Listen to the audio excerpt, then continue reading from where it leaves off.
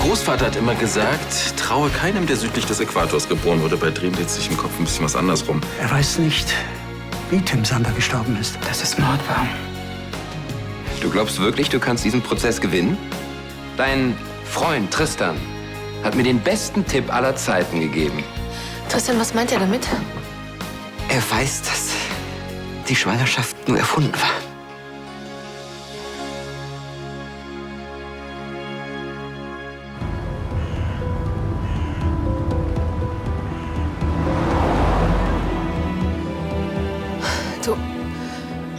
Du hast ihm gesagt, dass ich nicht schwanger war?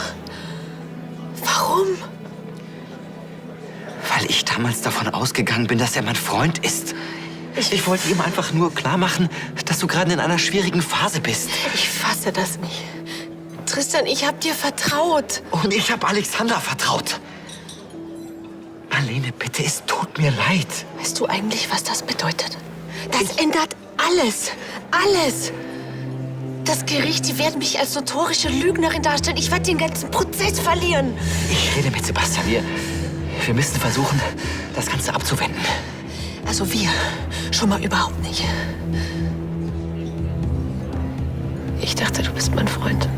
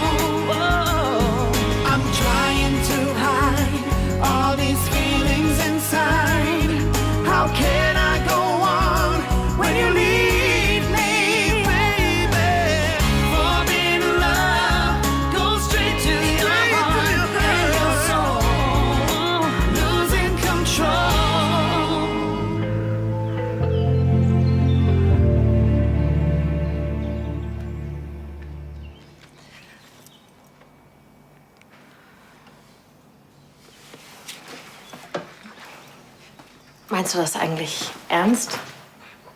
Was jetzt? Dass du dich nicht verlieben willst? Ja, nicht solange ich mein Leben nicht im Griff habe. Ich stehe auf der Abschussliste. Ein Fehler reicht und ich bin weg vom Fenster. Du hast selber gesehen, wie schnell das gehen kann. Ja, ich weiß, wenn du nicht ganz schön an Papiere kommst, dann schieben sie dich ab. Ja. Und wenn irgendwas schief läuft, ich will einfach niemandem wehtun. Mir nicht und dir schon gleich gar nicht. Können wir uns trotzdem treffen? Einfach so. Klar, jederzeit. Okay. Wie wär's mit heute im No Limits? Ohne Anfassen und Knutschen, versprochen. Hör auf damit. Womit? Hör mich so anzuschauen. Wenn du so weitermachst, dann vergesse ich gleich alles, was ich eben gesagt habe. Oh. Oh. Gefällt Ihnen was? Ein bisschen Schwimmen, Laufen, 400 Sit-Ups, Liegestütze, Klimmzüge. Geht ganz schnell und dann können Sie auch so aussehen. Aber es ist alles eine Frage des Willens. Aber Kumpels kriegst du hin. Und schwupps ist er weg.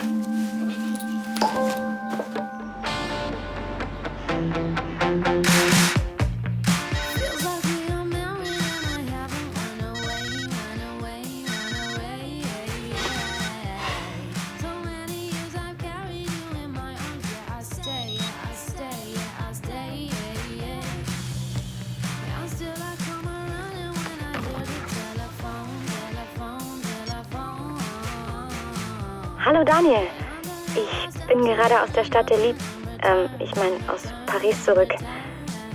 Warum bist du nicht gleich da geblieben, Blitzbirne? Du hast da was projiziert und ich genauso.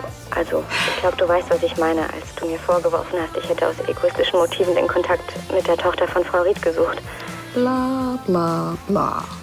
Naja, jedenfalls deshalb glaube ich, wir haben uns doch noch so viel zu sagen. Boah, das hält ja echt kein Schwein aus. Das, was zwischen den Zeilen war, das hat doch viel mehr zu bedeuten. Zwischen den Beinen trifft's ja wohl eher. Also melde dich, ich würde dich wahnsinnig gerne sehen. Er dich aber nicht.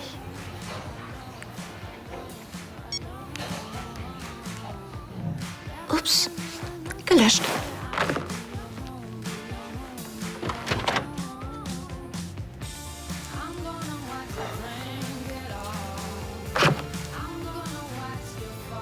Hat er gerade mein Handy gepiepst von wegen Mailbox?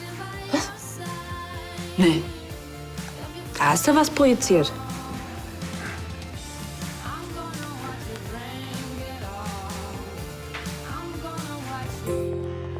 Natürlich wird er das Wissen um meine vorgetäuschte Schwangerschaft vor Gericht gegen mich verwenden. Jetzt trink mal eine Tasse Tee. Das wird dich beruhigen, mein Schatz. Wieso glauben eigentlich immer alle, dass ich mich beruhigen muss? Wieso lerne ich diesen Typen kennen? Wieso passiert mir sowas? Und wieso zur Hölle lasse ich mich auf diesen Flirt ein? Aber dich trifft doch keine Schuld. Jetzt hör auf, dir Vorwürfe zu machen. Hört das denn nie auf? Man wird diesen Kerl verurteilen. Dafür wird Sebastian von Lahnstein sorgen. Jetzt vertrau ihm. Ach, genauso wie ich Tristan vertraut habe. Nur weil der seinen Mund nicht halten konnte, stehe ich jetzt vor der ganzen Welt als Lügnerin da. Naja, also genau genommen war die Sache mit dem Baby auch eine Lüge. Also kannst du Marlene bitte mal unterstützen? Ja, aber es ist doch wahr. Ich meine, das spielt doch jetzt überhaupt keine Rolle Vicky, mehr. es war... Thomas! Papa hat ja recht. Hätte ich diese Schwangerschaft nie vorgetäuscht, dann könnte dieses Schwein das jetzt auch nicht gegen mich verwenden. Ich habe diesen Teufelskreis ausgelöst, also muss ich das jetzt auch ausbaden.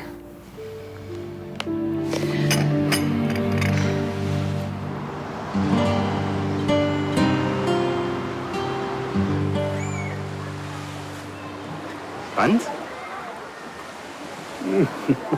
Einer von den Krimis, bei denen du schon auf Seite 60 weißt, wer der Mörder ist. Ich lese lieber Fantasy. Ich auch, ja, früher. Und mein Vater, was hat der so gelesen? Es geht dir nicht aus dem Kopf, nicht wahr? Ist doch ganz normal, dass ich ein bisschen was über ihn erfahren will, oder? Ja, so viel gibt's auch nicht über ihn zu erzählen. Ob oder was er gelesen hat. Was weißt du denn?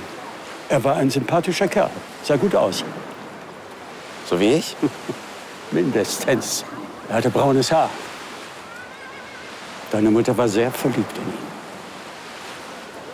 Du, sag mal, es muss doch irgendwelche Fotos von ihm geben. Vielleicht erkenne ich mich in ihm wieder oder er ist mir total fremd. Und was wäre dir lieber? Keine Ahnung. Ich muss mir einfach ein Bild von ihm machen. Seitdem ich weiß, dass Ricardo nicht mein Vater ist, kenne ich mich einfach am Spiegel nicht wieder. Hört sich ein bisschen durchgeknallt an, oder? Ach was, finde ich nicht. Hatte er denn irgendwelche Feinde? Die hat ja jeder. Aber ich meine so richtige Todesfeinde. Timo, wie kommst du denn darauf? Ich habe dein Gespräch mit Clarissa gehört. Wie ihr erzählt habt, dass er ermordet worden ist. Und ich will wissen, wieso und vor allem von wem. Verdammt heiß hier. Sag mal, meinst du, es ließe sich jemand finden, der mir ein Getränk besorgt? Sicher. Wasser?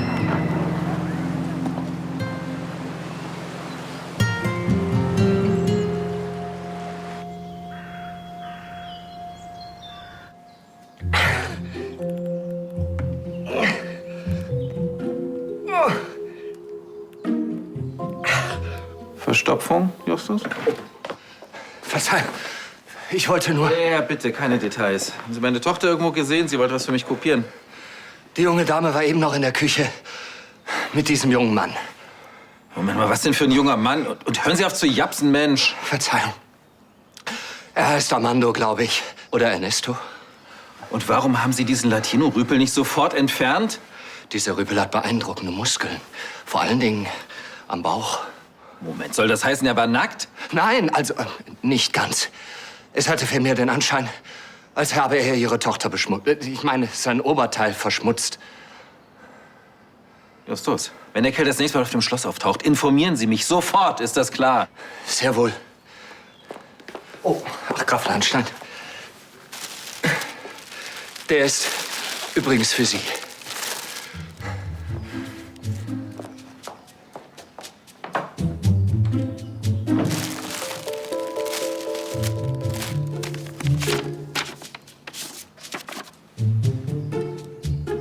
Hochverehrte Ansgar von Lahnstein, alles Gute zur Geburt Ihres Enkels.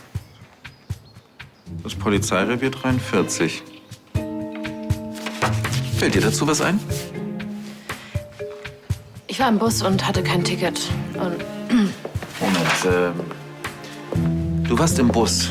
So ganz allein im Bus oder vielleicht in Begleitung? Setzen.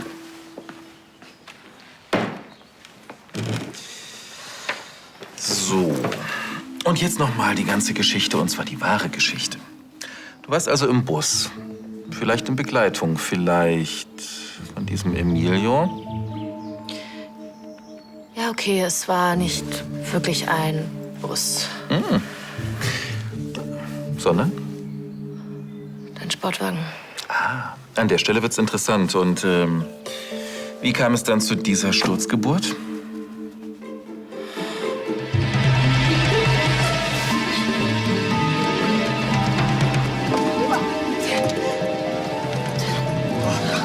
Okay. Mir ist alles noch nicht kalt. Drunter ziehen, Mama. Bist du bescheuert? Das funktioniert niemals. Okay, du hast genau 5 Sekunden, um mir eine neue Idee zu präsentieren. Ich kann doch nicht. 3, 2, 1. Dann habe ich gesagt, dass ich Kim von Lahnstein heiße und mein Vater Ansgar ihm die Hölle heiß macht, wenn sein Enkel auf der Straße geboren wird. Tja, ja, die Vorteile meines Namens. Wie wär's, wenn du ihn endlich annimmst? Ich kann das, Papa, nicht. Du weißt, dass ich Thomas das nicht antun kann. Ja, schon gut. Ich will dich ja auch nicht drängen. Typ mit diesem Emilio kenne ich, war früher genauso. Du hattest mal Bauchmuskeln?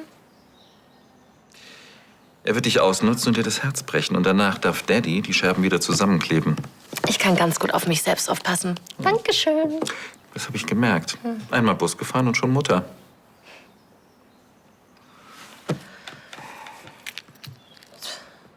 Der Name der Person ist Alexander Reinsberg. Ja.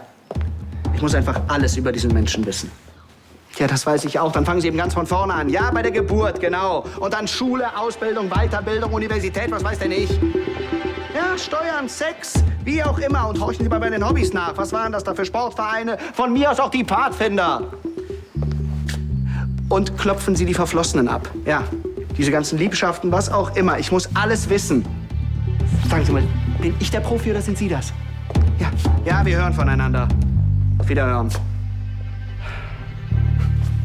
Mal gespannt, ob dieser Privatdetektiv überhaupt was herausfindet. Ich mache mir lieber mal Gedanken über einen Plan B. Hey, heute 14:30 spielt Deutschland.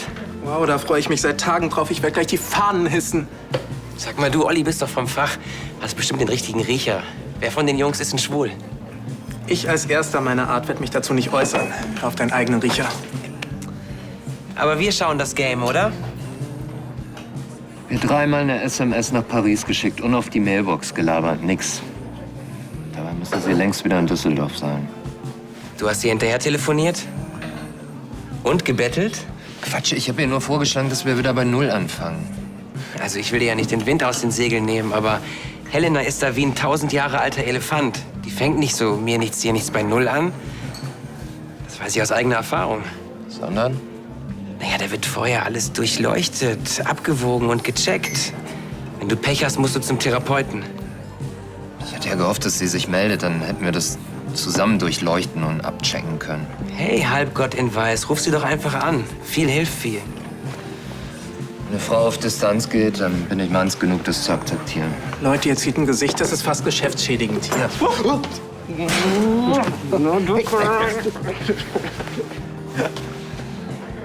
Zwei Menschen, die sich lieben. Ist wirklich selten heutzutage. Oh Mann. Also bevor du hier total in Selbstmitleid versinkst. Komm, wir schauen uns das Spiel an, fressen Chips und machen Homoraten. Nee, ich bleib hier. Gut, dann bleibe ich auch hier. Warum? Ja, aus Solidarität unter zwei Brüdern, die von derselben Frau verarscht wurden.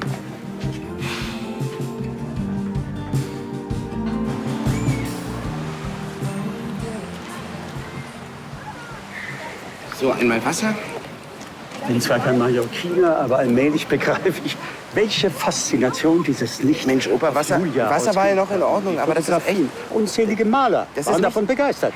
Du weißt mir genauso aus wie alle anderen auch. Es gibt einfach nichts mehr zu sagen über Tim Sander. Und was ist damit, dass er ermordet worden ist? Mordet. Du musst dich verhört haben, das ist ein Gerücht. Aber jedes Gerücht hat auch einen wahren Kern, Opa, das weißt du selbst. Das ist von Leuten in die Welt gesetzt worden, die Hunderte von Kilometern weit weg waren, als sein Vater starb. Ja, und wie ist er gestorben? Ach Junge, das willst du doch nicht wirklich wissen. Opa, kann ich das bitte selbst entscheiden? Also wie? Hochhaus, Tabletten, Kopfschuss? Pulsadern. Man fand ihn mit aufgeschnittenen Pulsadern. Damit kann man natürlich auch einen Selbstmord gut vortäuschen. Es war kein Mord, sagt auch der Polizeibericht. Ja, aber woher kommen die ganzen Gerüchte? Weil es immer und überall Leute gibt, die nichts anderes zu tun haben, als sich das Maul zu zerreißen. Nirgendwo wird so oft gelogen wie am Grab. Entschuldige, Timo. Ich muss jetzt los. Danke fürs Wasser. Die Wahrheit?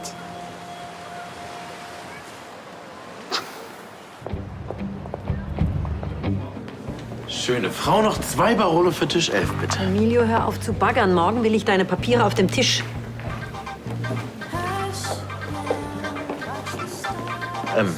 Frau Schneider, darf ich kurz ran? Es ist Timo. Ja. Hey, wie geht's dir? Was ist los? Hey, Alter, hier ist voll die Mauer des Schweigens. Ich habe genau gehört, wie mein Opa mit Clarissa darüber geredet hat, dass mein Vater ermordet worden ist. Und jetzt heißt es wieder, ich habe mich verhört. Hä? Ich blick überhaupt nicht mehr durch. Hast du schon was rausgefunden? Du, das ist ganz schön kompliziert. Emilio, hast du dich überhaupt schon gekümmert? Okay, ich bin noch nicht dazu gekommen, aber ich stehe gerade selber mit dem Rücken an der Wand und muss erst mal raus. Aber ich hab's auf dem Zettel. Alter, ich brauch dich. Du bist doch bei Charlie Schneider. Ja, ich arbeite sogar für sie. Naja, die muss mein Vater auch kennen. Quetscht die aus, guck dich um. Mir hilft alles. Irgendwelche Nummern von Verwandten, Freunden, irgendwas. Hey, du bist doch total fertig mit den Nerven. Na klar, ey, wenn ich hier nicht komplett irre werden soll, dann brauche ich ein Bild von ihm. Ich muss einfach wissen, wie er ausgesehen hat, Emilio. Okay. Ich kümmere mich drum. Ich besorge dir das, ja? Danke, Mann. Tschüss. Tschüss. Na, alles in Ordnung auf Mallorca? Ja, mir geht's nur nicht so gut. Ich hab solche Magenkrämpfe. So plötzlich? Ja, schon seit ein paar Stunden. Ich dachte, es wird besser, aber es wird immer schlimmer. Frau Schneider, kann ich nach Hause mich ausruhen? Ja, natürlich. Sieh zu, dass du dich wieder fit bekommst. Luca? Gute Besserung.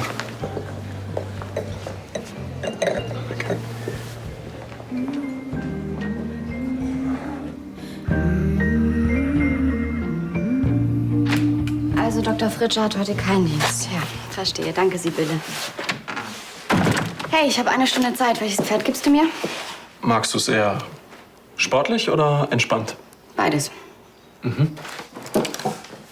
Und, wie war's in Paris? Ach du, schön. Leider viel zu kurz. Ach komm, so schlimm ist Düsseldorf auch nicht. Nee, aber die Düsseldorfer. Mann, Daniel. Ich versteh's einfach nicht. Erst meldet er sich andauernd, ruft mich in Paris an, spricht mir ewig lang auf die Mailbox und jetzt, wo ich ihn treffen will, taucht er ab. Hast du mit ihm geredet? Ja, Mailbox, kein Rückruf. Und Dienst hat er angeblich auch nicht. Ich kann mir vorstellen, wie das läuft. Sibylle, heute bin ich für Helena von Lahnstein nicht erreichbar. Kann er mir doch persönlich sagen, wenn er mich nicht sehen will, oder? So ein Quatsch. Er ist wirklich nicht in der Klinik. Ich habe ihn gerade noch im No Limit sitzen sehen. Und warum ruft er nicht zurück? Wir Männer fummeln nicht pausenlos an unserem Handy rum, so wie ihr. Wir sind froh, wenn es mal nicht piept. Hey, ich höre manchmal tagelang meine Mailbox nicht ab. Außerdem, warum bist du in Paris nicht ans Handy gegangen? Hm? Weil ich nachdenken musste. Also du meinst, ich sehe Gespenster? Ruf ihn doch am besten noch mal an, dann findest du's raus. Pass auf, ich gebe dir am besten einen Gigolo. Den musst du zwar ein bisschen härter rannehmen, aber damit kommst du doch klar, oder? Na gut, dann rufe ich ihn eben noch mal an. Und wenn er Lust hat, heute Abend, dann... Naja, ich glaube, daraus wird nichts. Erst mit Andi Fußball gucken. Was? Ja, irgend so ein Freundschaftsspiel gegen Liechtenstein. Klar, ist natürlich wichtig. Gut, dann nehme ich eben Gigolo hart dran. Unser Butler sagte mir, Sie wollen mich unbedingt sprechen. Frau, Entschuldigung, wie war gleich der Name? Breuer. Hallo. Nehmen Sie doch bitte Platz. Was kann ich für Sie tun? Es geht um Marlene von Lahnstein. Ich bin Zimmermädchen in dem Hotel, wo es passiert ist. Und Ich habe bei der Polizei eine Falschaussage gemacht. Ich habe Ihre Aussage gelesen. Angeblich haben Sie ja nichts gesehen und nichts gehört. Das war gelogen. Ich habe in der Nacht Dienst gehabt und kurz nach Mitternacht habe ich sie gehört. Mehrmals. Sie hat Nein gesagt, immer wieder Nein. Oder war das alles? Erst habe ich mir nichts dabei gedacht, aber am nächsten Morgen, da waren überall die Glasscherben. Und dabei haben Sie sich dann immer noch nichts gedacht? Erst als mich die Polizei wegen der Vergewaltigung befragt hat, da ist es mir wieder eingefallen. Warum haben Sie der Polizei nichts davon erzählt? Ich habe Angst gehabt. Vor Herrn Reinsberg. Weil er doch Stammkunde in unserem Hause ist. Was hat denn das damit zu tun? Wenn ich gegen ihn aussage, dann bekomme ich bestimmt Ärger mit der Hotelleitung. Vielleicht feuern die mich sogar. Ich bin zwar noch in der Ausbildung und verdiene nur 500 € im Monat, aber ich bin froh, dass ich überhaupt was habe. Aber wenn Sie doch so eine Angst haben, warum sitzen Sie dann jetzt hier? So plötzlich? Weil ich ein schlechtes Gewissen habe. Und mir Frau von Lahnstein sehr leid tut. Wo sie doch so sympathisch wirkt. Und weil Vergewaltiger bestraft werden müssen.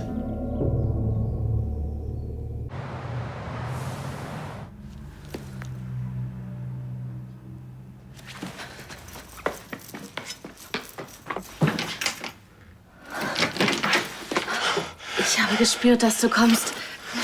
Dein Vater hat mir die Bullen auf den Hals gejagt. Sie hat mich fast erwischt, aber ich musste dich noch mal wiedersehen. Oh Gott. Was ist das? Du musst sofort ins Krankenhaus. Quatsch, ist nur ein Kratzer. Aber was machen wir jetzt? Mein Vater macht keine halben Sachen. Ich auch nicht, Prinzessin. Und deswegen gehe ich nicht ohne dich. Ja, aber was ist, wenn er uns abfängt? Dann schieße ich uns den Weg frei.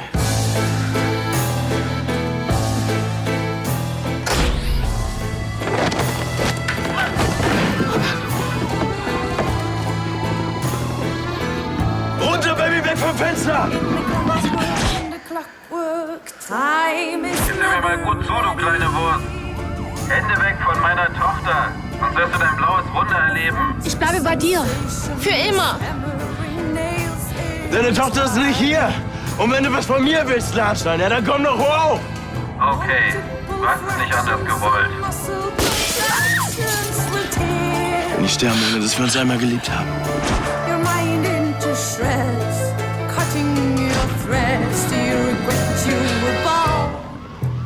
Ich liebe dich.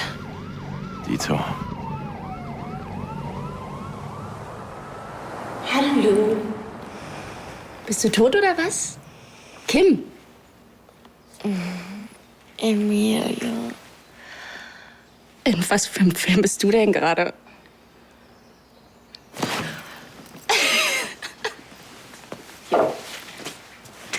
Kühl erst mal dein System runter, sonst schmort dir da gleich noch was durch. Danke. Sag mal, gibt's diesen Emilio eigentlich auch in Wirklichkeit? Er ist von Mallorca hierher gekommen, weil er Probleme hatte. Eigentlich kommt er aus Venezuela. Ja, aber er hat keine Arbeitserlaubnis und jobbt sich ein bisschen durch. Aber das ist nicht der Grund, warum du gerade so traurig guckst, oder? Wir hätten uns fast geküsst. Und dann hat er einen Rückzieher gemacht. Oh. Ja, er meinte, er will sich nicht verlieben, solange er nicht weiß, ob er wirklich hierbleiben kann. Und dass er mir nicht wehtun möchte. Und denkst du, das hat er vielleicht nur gesagt, um einen auf Drama zu machen? Tja, Kimi. Entweder der Kerl spielt nur mit dir, oder er ist ein echter Gentleman mit dem ganz feinen Sinn für die ganz große Romantik. Gibt's solche Typen überhaupt noch? Ja, zum Glück sind die sehr selten. Also wenn die an jeder Straßenecke rumstehen würden, dann würden wir uns ja im laufenden Band in sie verlieben und dann wäre das Chaos perfekt. Ansgar will, dass ich mich von ihm fernhalte. Emilio würde mir sonst das Herz brechen. Du findest den Richtigen doch nicht, wenn du immer nur mit Fallschirm und Helm in der Gegend rumgurkst. Die Liebe kennt kein Netz und keinen doppelten Boden. Genau das wollte ich hören.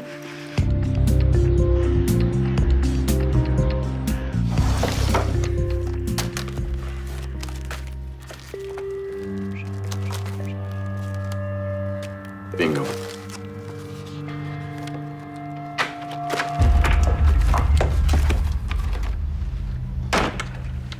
Du hast 2 Sekunden für eine Erklärung.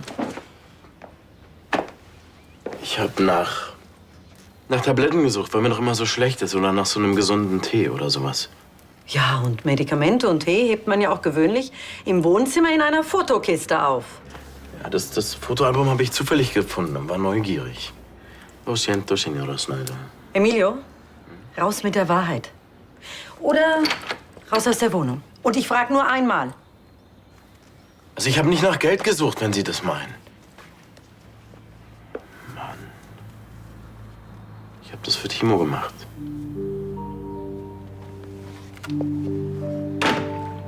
Timo.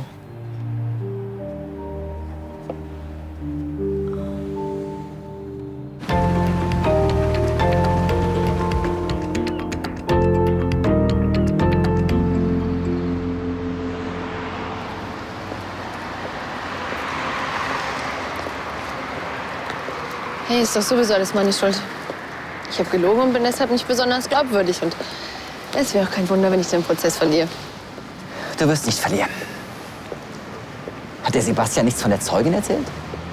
Was denn für eine Zeugin? Das Zimmermädchen vom Hotel hat sich gemeldet. Sie hat deine Version bestätigt. Sie hat gehört, wie du mehrfach Nein geschrien hast. Aber das wäre ja ein Wunder.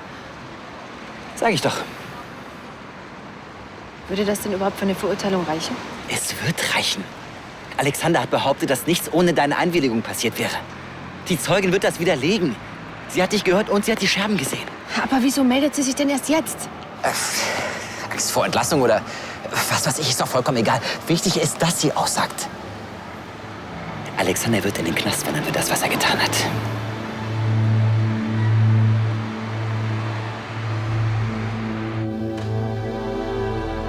Irgendetwas stimmt hier nicht. Nur weil die Zeugin für Marlene sich jetzt erst meldet? Menschen machen komische Dinge, wenn sie Angst haben. Ich habe das Gefühl, es liegt direkt vor meinen Augen und ich sehe es nicht. Sebastian, Skepsis ist eine Berufskrankheit von dir. Lass mal locker.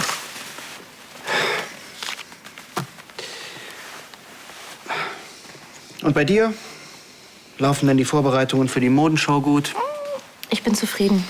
Sonjas Kollektion ist fantastisch. Und ich bin so gespannt, was die Fachpresse sagen wird. 500 Euro. Wenn du nur 500 Euro im Monat zur Verfügung hättest, dann fährt man euch mit dem Taxi durch die Gegend. Die Fahrt in die Stadt, das kostet sie ein Zehntel ihres Gehalts. Naja, wie hätte sie von hier wegkommen sollen? Ich habe ihr doch den Chauffeur angeboten, aber sie... Moment. Moment. Da, hier steht's doch. Und ich habe es die ganze Zeit nicht gesehen. Ich wusste es.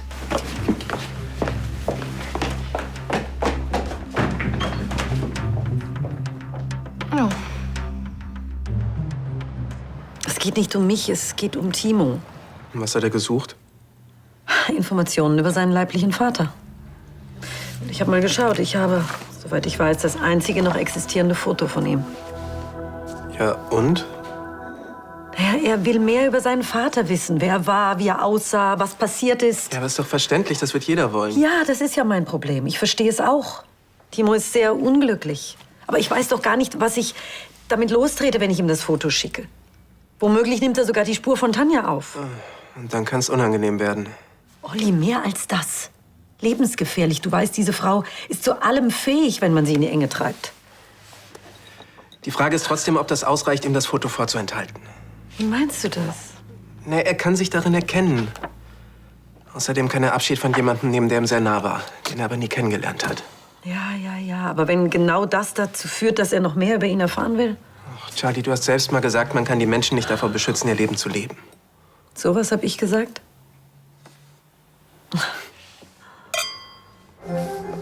Bisschen viel Make-up, findest du nicht? Ich habe ein Date im No Limits mit Emilio. Ach was, und was ist, wenn ich das verbiete? Dann würde ich das recht tun. Ganz meine Tochter. Weißt du, vielleicht hast du recht und er bricht mir das Herz. Aber es ist mein Herz und mein Risiko. Und die Liebe hat kein Netz und keinen doppelten Boden.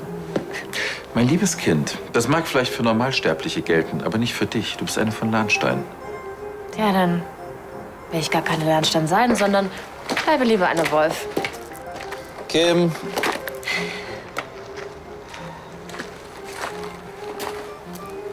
Herr Schiller wird dich fahren. Jetzt echt? Ja. Und er wird im Wagen warten und dich noch vor Mitternacht zurückbringen. Ich habe um 22 Uhr Feierabend. Jetzt nicht mehr. Darf ich bitten, Fräulein Wolf? Unter einer Bedingung. Die Musik. Graf Lahnstein bevorzugt momentan Bachs Cembalo-Konzerte. Ja, da steige ich an der nächsten Ampel aus. Wechseln Sie den Sender. Sehr wohl.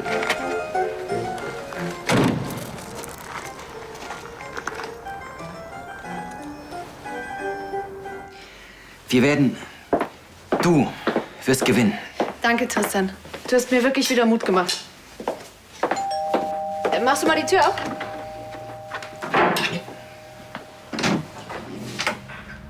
Sebastian. Wir müssen reden. Klar, lass uns doch einen Kaffee trinken gehen. Na, ich finde, Marlene sollte dabei sein. Schließlich betrifft es sie ja. Okay, worum geht's? Es geht um unsere perfekte Zeugin Gabriele Breuer.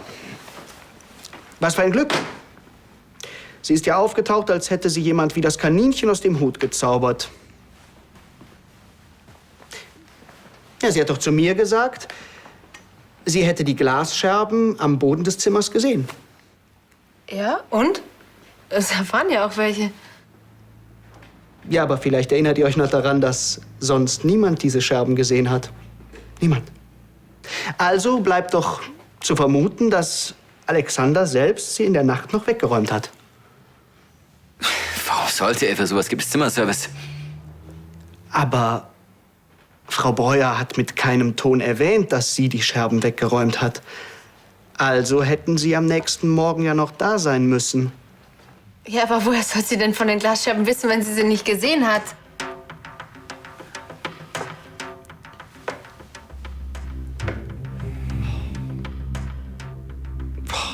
Von Tristan. Und er weiß es von dir. Tut mir leid, Brüderchen. Aber es sieht wohl so aus, als hättest du in deiner grenzenlosen Arroganz vergessen, dass nicht jeder so gut improvisieren kann wie du. Sie könnten entgegen Ihrer Aussage etwas gesehen oder gehört haben, was die Version von Gräfin Lahnstein unterstützt.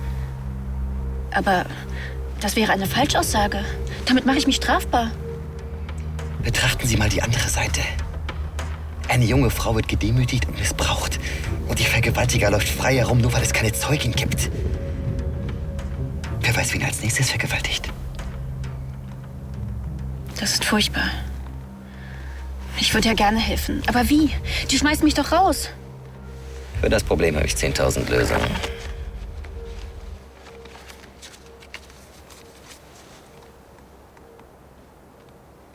Bitte sag mir, dass das nicht wahr ist. Es hätte funktionieren können, verdammt! Alexanders Anwälte hätten die Breuer in der Luft zerrissen!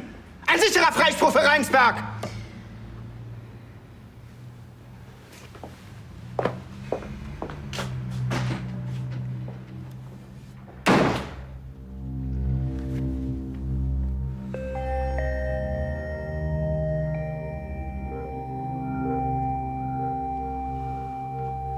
Und diese Tochter von Frau Ried überlässt dir tatsächlich ihren Teil?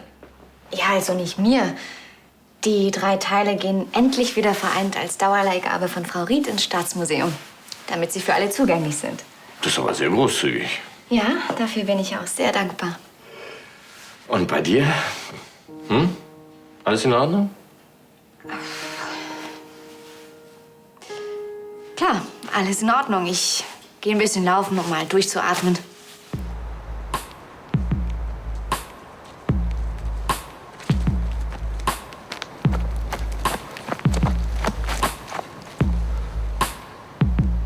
Laufen, Reiten, Durchatmen. Hört sich an, als wolltest du dich ablenken. Ach, nur eine kleine Irritation. Ja, ich weiß nicht, woran ich bei Daniel Fritsche bin. Woran liegt das? Ach du, mach dir keine Sorgen. Ich konzentriere mich jetzt auf die Arbeit und aufs Laufen und gut ist. Na gut.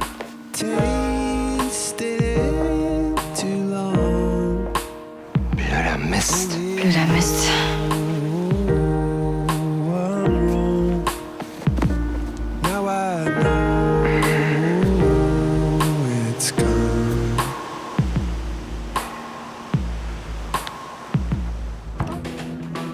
So, Mümmel, Wachablösung.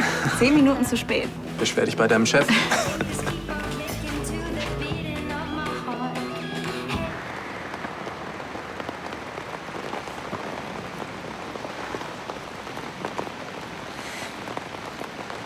Dankeschön, Herr Schiller.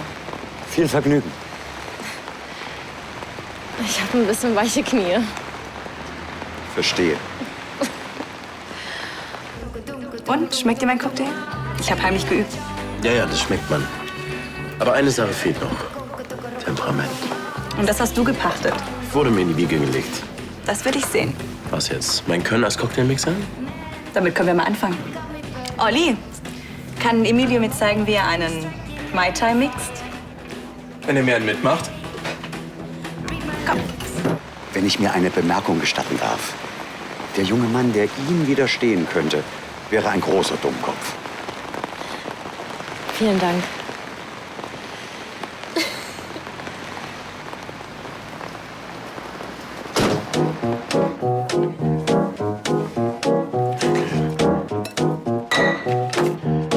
Weißer Rum, brauner Rum, Triple Sec.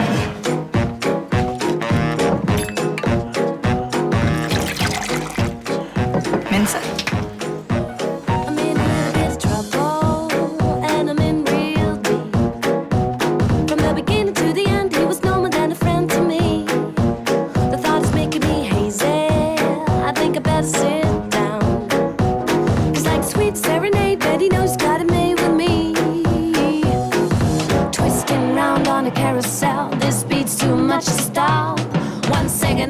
I'm feeling the loss, and then I feel alive. So fruchtig und voller Leidenschaft.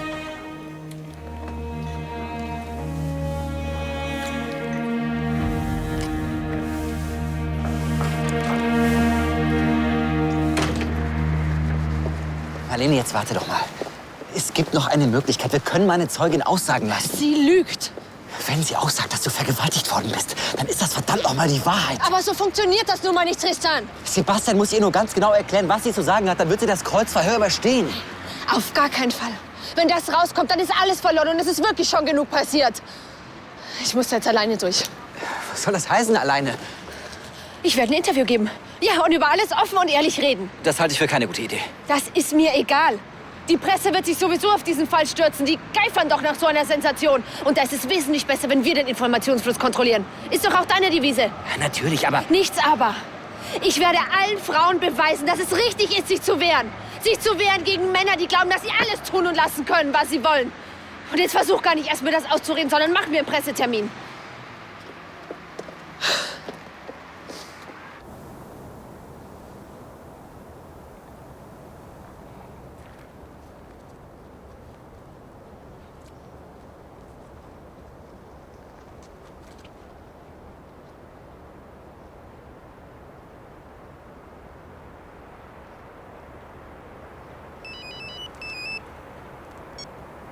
Fritsche? Ich weiß. Helena, du bist zurück aus Paris? Als ob du das nicht wüsstest. Ja, stimmt, ertappt. Ja, ich habe da einen ganz coolen Typen kennengelernt und es ist total schwer, sich mit ihm zu daten. Deshalb habe ich auch nicht viel Zeit. Was? Ja, aber du hast mich angerufen. Und von was für einem Typen redest du denn da, hä? Helena? Helena?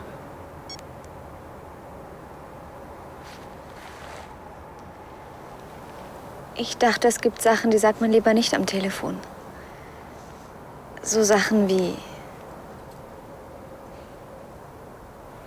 Ich liebe dich. Genau solche Sachen.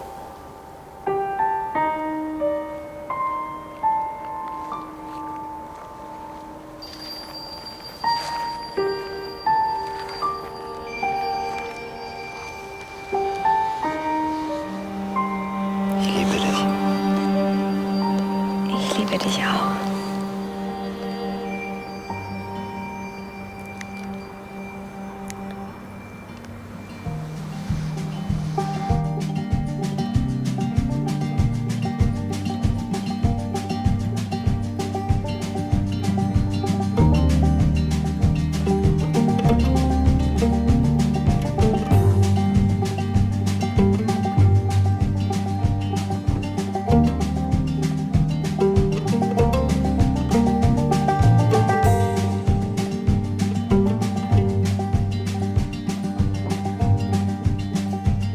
Sometimes I don't know where this dirty road is taking me. Sometimes I don't know the reason why. So I guess I'll keep gambling, lots of moves and lots of rambling. Well, it's easier than just waiting around to die.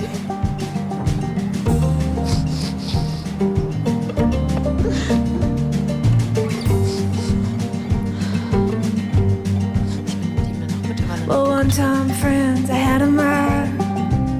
I even had a bar. Ich bin vergewaltigt worden. Once, 'cause she cried. She told him to take care of me. She headed down to Tennessee. Well, it's easier than just waiting around to die.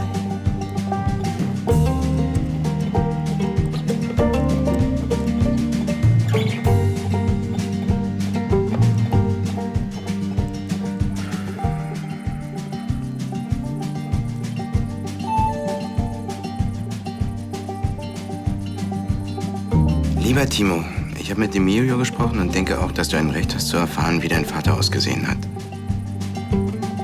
Ich habe nur ein Foto gefunden, aber das sende ich dir im Anhang. Liebe Grüße, Charlie.